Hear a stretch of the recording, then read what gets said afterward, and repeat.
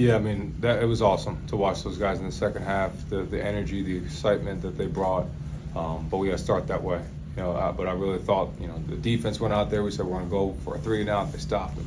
Offense went down, 10-play drive, scored. So you felt the momentum going, and defense comes back, get another big stop. So you felt that momentum, but we got to finish.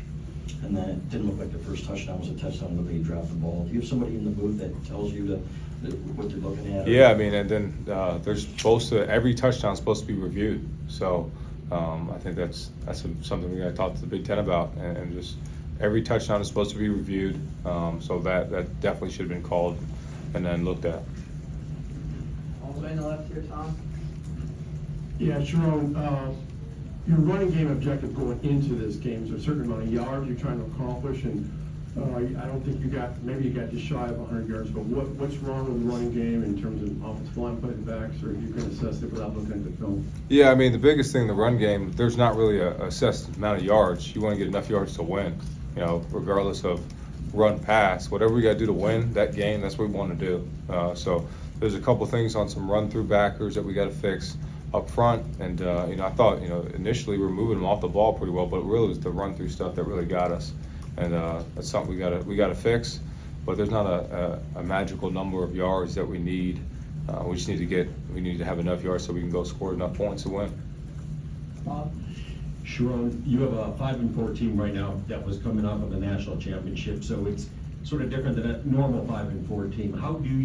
What do you have them to use to motivate them? What is there left to fight for? Yeah, the motivation is that you're at Michigan. That you wear the winged helmet, that you have the block M on your chest, and that you got to play really good teams. The rest of the way. So these guys have a lot of pride. No one's more disappointed about the losses than these kids and these coaches. So they're going to continue to fight. John. Yeah, you're playing the number 1 percentage passer in the nation, and you don't have either your starting cornerbacks. Talk about how, they fought to. Yeah, I mean, Zeke Berry, talk about a dude that has played safety, played nickel, and he played corner today, and hadn't played corner all year. And he had a long ball against number 7, Evan Stewart, who's arguably one of the better receivers in the country, and played it as good as anybody could. So I was really proud of him.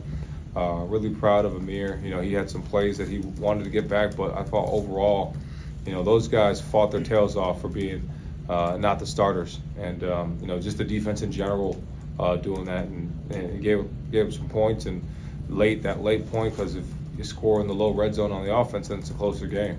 So it's a team game, but at the end of the day, we lost. I give credit to them, Coach Lanning and their staff. They do a great job and developed a great team, but we got to continue to fight and do the little things right. Back right, Brandon. Coach, it was 4th and 5, and you guys drew up the play and ball went out of bounds for a reason. Can you explain what happened on the play and why was that play called exactly? Yeah, it was 4th and 3, I believe, and they did a good job defending it.